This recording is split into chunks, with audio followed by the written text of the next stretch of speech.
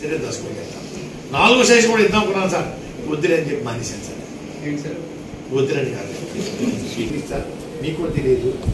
76 మంది ఎమ్మెల్యే రాజీనామా చేశారు సార్ ఆ రోజుల్లో. అందులో మా తండ్రి గారు ఇండిపెండెంట్ ఎమ్మెల్యే, వారు రాజీనామా చేశారు సార్. ఎంతోమంది ప్రాణాలు త్యాగం చేశారు. ఎంతోమంది రైతులు భూములు దానం చేశారు సార్. 500 1000 ఇచ్చేస్తారు ఎకరాకి పేద రైతులకి. దేనికోసం ఇచ్చేస్తారు? మా పిల్లలకు ఉద్యోగం వస్తాయని చెప్పి ఆశపెట్టారు సార్.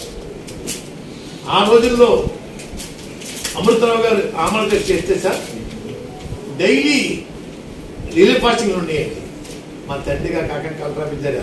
ఒకరోజు నన్ను టెస్ట్లో కూర్చోబెట్టారు సార్ ఆ స్టీల్ ప్లాంట్ కోసం. అటువంటిది ప్రైవేట్ పనులు చేస్తుంటే ఆర్టికల్కి ప్రధానమంత్రి గారు వస్తున్న సెన్సర్ తప్పండి అయ్యా, ఆలోచించండి అయ్యా, న్యాయం కదండి అయ్యా రాశారు సార్.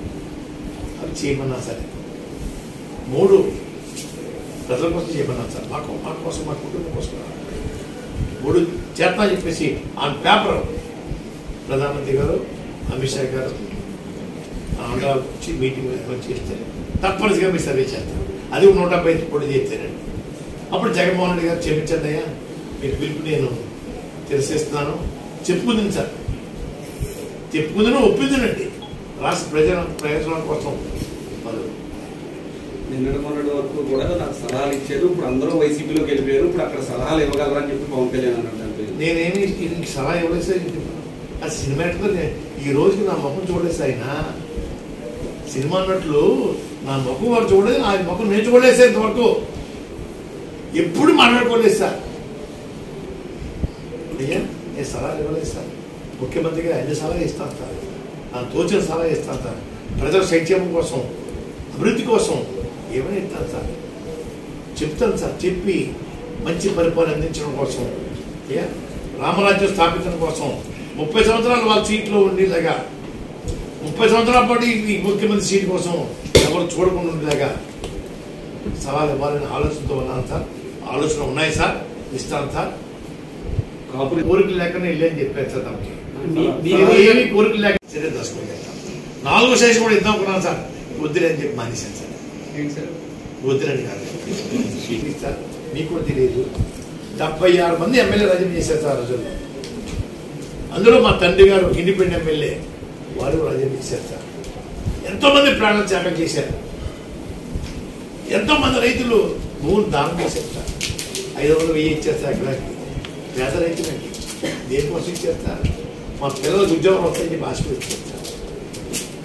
ఆ రోజుల్లో అమృతరావు గారు ఆమరణ చేస్తే సార్ డైలీ రిలీఫ్ ఫాస్టింగ్ ఉండేయండి. మా తండ్రి గారు కాకండి కలరాపించారు. ఒకరోజు నన్ను టెస్ట్లో కూర్చోబెట్టారు సార్ ఆ స్టీల్ ప్లాంట్ కోసం. అటువంటిది ప్రైవేట్ పనులు చేస్తుంటే ఆర్టికల్కి ప్రధానమంత్రి గారు వస్తున్న సెన్సర్ తప్పండి అయ్యా, ఆలోచించండి అయ్యా, న్యాయం కదండి అయ్యా రాశారు సార్. అవి చేయమన్నా సరే 3 ప్రజల కోసం చేయమన్నాను సార్. మా కోసం, మా కుటుంబం కోసం 3 చేతనా చెప్పేసి ఆన్ పేపర్ ప్రధానమంత్రి గారు అమిత్ షా గారు వచ్చి మీటింగ్ చేస్తే తప్పనిసరిగా మీరు సర్వే చేస్తారు. అది 150 పొడి చేస్తానండి. అప్పుడు జగన్మోహన్ రెడ్డి గారు క్షమించండి అయ్యా, మీరు పిలుపు నేను తెలిసేస్తున్నాను చెప్పుకుంది సార్. చెప్పుకుందని ఒప్పిందనండి రాష్ట్ర ప్రజల ప్రయోజనాల కోసం. నిన్నటి మొన్నటి వరకు కూడా నాకు సలహాలు ఇచ్చారు. ఇప్పుడు అందరూ వైసీపీలోకి వెళ్ళిపోయారు. ఇప్పుడు అక్కడ సలహాలు ఇవ్వగలరని చెప్పి పవన్ కళ్యాణ్ అన్నాడు. నేనేమి సలహా ఇవ్వలేదు సార్. ఆ సినిమాటిక్లో ఈ రోజుకి నా ముఖం చూడలేదు సార్ ఆయన.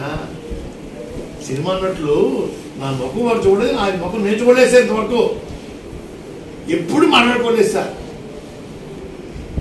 అయ్యా నేను సలహాలు ఇవ్వలేదు సార్. ముఖ్యమంత్రిగా అన్ని సలహా ఇస్తాను సార్, నాకు తోచిన సలహా ఇస్తాను సార్. ప్రజల సంక్షేమం కోసం, అభివృద్ధి కోసం ఏమైనా ఇస్తాను సార్, చెప్తాను సార్. చెప్పి మంచి పరిపాలన అందించడం కోసం, రామరాజ్యం స్థాపించడం కోసం 30 సంవత్సరాలు వాళ్ళ సీట్లో ఉండేలాగా, 30 సంవత్సరాల పాటు ఈ ముఖ్యమంత్రి సీట్ కోసం ఎవరు చూడకుండా ఉండేలాగా సవాలు ఇవ్వాలని ఆలోచనతో ఉన్నాను సార్. ఆలోచన ఉన్నాయి సార్, ఇస్తాను సార్. కోరికలు లేకుండా వెళ్ళని చెప్పారు సార్. తమకి ఏమి కోరికలు లేక